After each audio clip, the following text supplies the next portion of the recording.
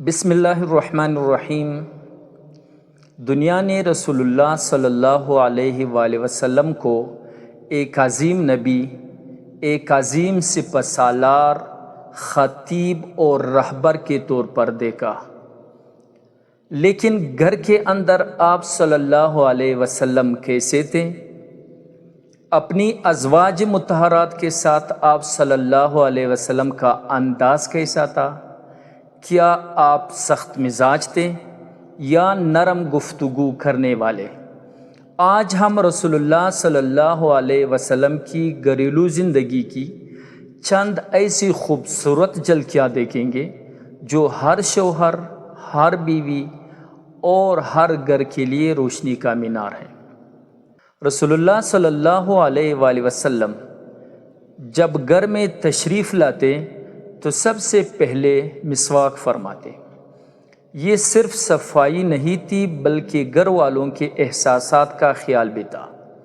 گویا آپ صلی اللہ علیہ وسلم چاہتے تھے کہ اپنے اہل خانہ کے پاس بہترین حالت میں جائیں۔ حضرت عائشہ رضی اللہ تعالیٰ عنہ سے پوچھا گیا، نبی کریم صلی اللہ علیہ وسلم گھر میں داخل ہو کر سب سے پہلے کیا کرتے تھے؟ انہوں نے فرمایا، مسواک فرماتے تھے۔ آج ہم باہر لوگوں کے سامنے تو بہت اچھے بنتے ہیں، مگر گھر پہنچ کر لہجہ بدل جاتا ہے۔ رسول اللہ صلی اللہ علیہ وسلم نے سکھایا کہ اصل حسن اخلاق گھر والوں کے ساتھ ہوتا ہے۔ نبی کریم صلی اللہ علیہ وآلہ وسلم گھر میں انتہائی خوش اخلاق اور خوش مزاج تھے۔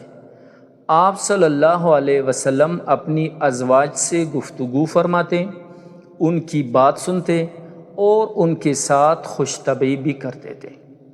حضرت عائشہ رضی اللہ تعالیٰ عنہ فرماتی ہے کہ ایک سفر میں رسول اللہ صلی اللہ علیہ وسلم نے ان کے ساتھ دوڑ لگائی۔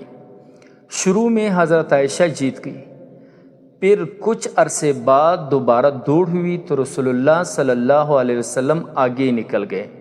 آپ صلی اللہ علیہ وسلم نے مسکرا کر فرمایا، یہ اس جیت کا بدلہ ہو گیا۔ سوچئے، کائنات کا سب سے عظیم انسان، امت کا رہبر، اپنی زوجہ کے ساتھ مسکرا رہا ہے، خوش مزاجی کر رہا ہے۔ یہ اسلام کے حسن کو ظاہر کرتا ہے۔ گھریلو زندگی میں کبھی ناراضی اور اختلاف ہو جانا فطری بات ہے، لیکن رسول اللہ صلی اللہ علیہ وسلم کا انداز یہ تھا، آپ غصے کی حالت میں بھی نرمی اور حکمت اختیار فرماتے۔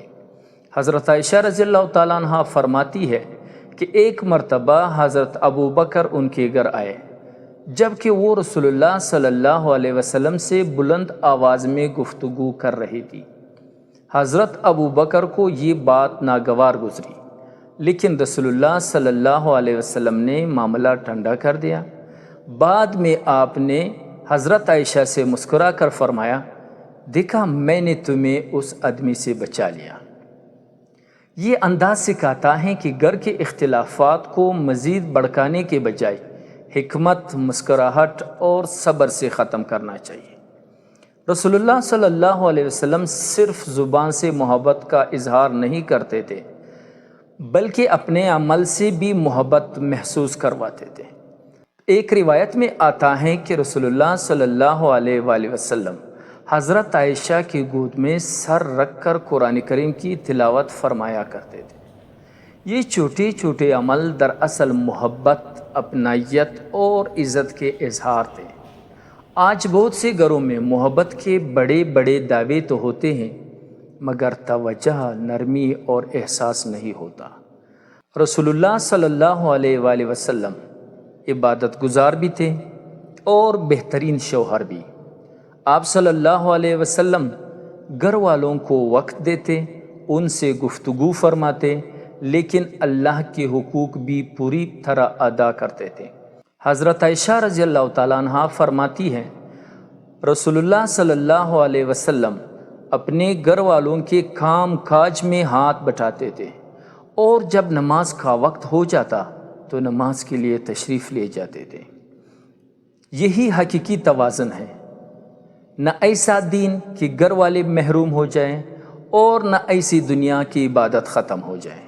رسول اللہ صلی اللہ علیہ وسلم کی گھریلو زندگی ہمیں یہ سکھاتی ہے کہ ایک مرد کی اصل عظمت اس کے گھر کے اندر ظاہر ہوتی ہے، وہ اپنی بیوی اور اہل خانہ کے ساتھ کیسا برتاؤ کرتا ہے۔ رسول اللہ صلی اللہ علیہ وسلم کو فاتح مکہ کے طور پر دیکھا، لیکن گھر کے اندر وہ نرم گفتگو کرنے والے، مسکرانے والے، احساس کرنے والے شوہر بھی تھے۔